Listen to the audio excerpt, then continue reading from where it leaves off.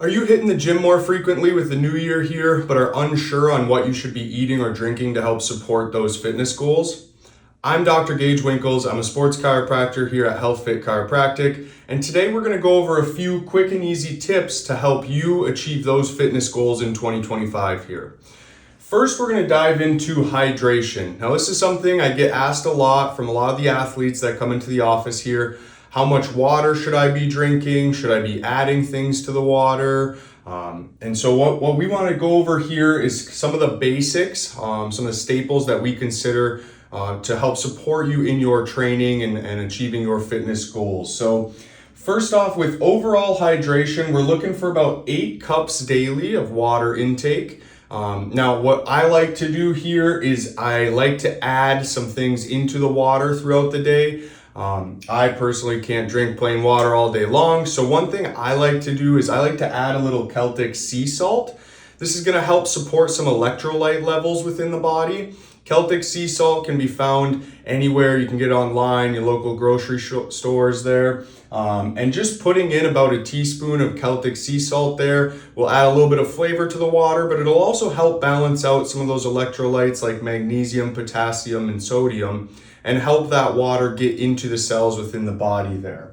Another thing we like to help our athletes with here is we like to tell them about electrolytes. Now, you may have seen there's a bunch of different brands of electrolytes out there. Some of the most popular ones are brands like Liquid IV, LMNT or Element. That's a brand that we really like to go with here. It's a high sodium brand there. And you can find these in bulk at stores like a Costco or a grocery store, or you can order these online as well.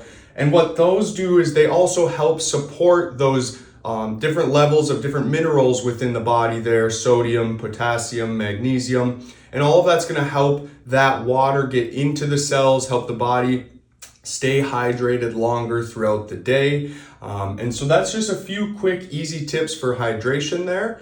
Now we're going to dive into nutrition. Nutrition can be a lot more complex here, and nutrition is definitely not a one-size-fits-all. But a few general goals we have with nutrition is before that physical activity takes place, you got to have some sort of pre-activity meal. Now, this doesn't need to be right before we go out for a long run or hit the gym for a hard workout or go for a swim, but just having some sort of pre-workout nutrition, some quick digesting carbs. Things that I like are rice cakes. You can put some peanut butter or almond butter on a rice cake, drizzle some honey on there. It's kind of like a sweet treat.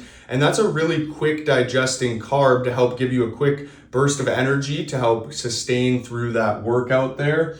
And the big one too is also post-workout. So post-workout nutrition is critical.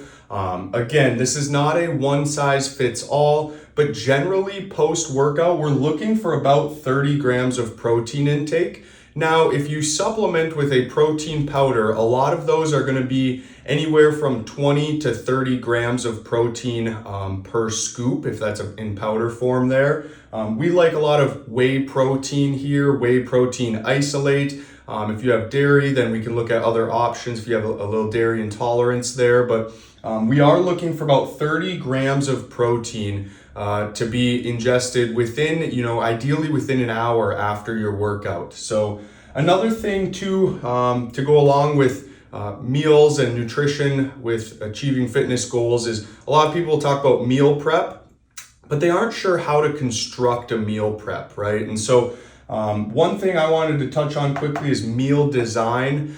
This is a tool I have used for years now, and a lot of our patients have had success with. And that is essentially when we're looking at creating meal preps or meals to eat post-workout or surrounding our fitness goals, we have our 3 major groups of protein, carbs, and fats. And so what we want to do is we want to find a protein source for that meal prep. We want to find various carb sources. This can be veggies, rice, noodles, quinoa, different options and different kinds of carbohydrates there.